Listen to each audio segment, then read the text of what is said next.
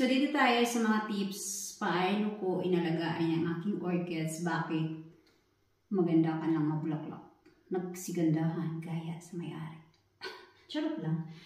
Simple lang naman guys, mag-alaga ng orchids. Depende lang naman yan sa iyo kung talaga you are orchids lover.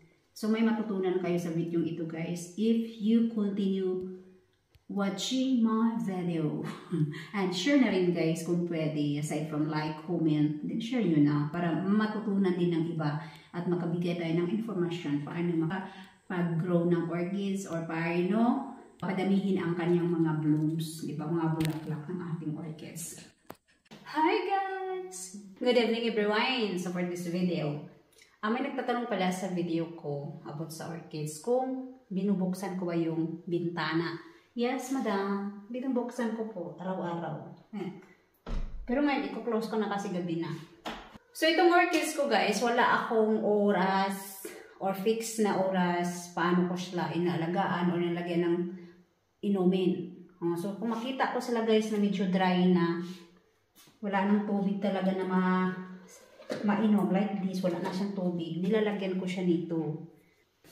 This is my secret. Yung egg na biniak mo guys, iniipon ko yan, tapos binabad ko sa tubig for whole night. At ito yung nilalagay ko guys. Look. Ito, pinaslak ko dito yung tubig. Puno na siya.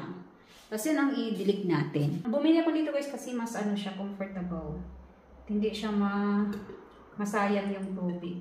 So, with eggs siya guys, pero hindi ko siya araw-araw nilalagyan nito ha, kasi kumbaga is ano siya, may calcium. Ang nilalagyan ko siya ng mga once a week.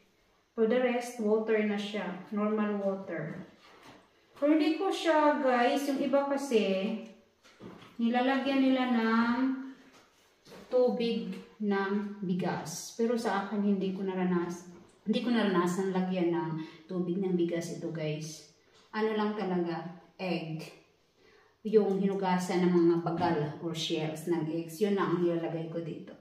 Basta babad whole night sa tubig ang eggshells. Yung nagpiperito kayo ng itlog, ipunin yung shells niya.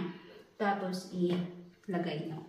So yung iba naman kasi guys, yung shells talaga na shells, di ba? Pinapowderize yan. Tapos nilalagay dito. Minsan kasi guys, naranasan ko dati, nag-yellow ang aking orchids kasi siguro nasunog siya. Nasobrahan siya.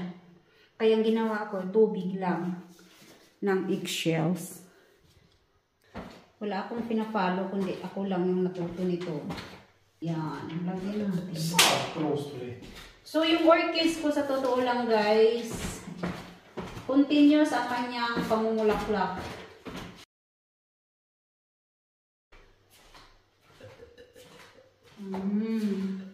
Mamulaklak kayo ha, pasayahin niyo naman ang ulit.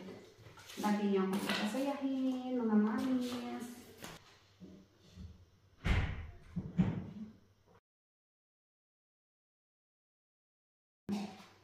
So, okay na siya.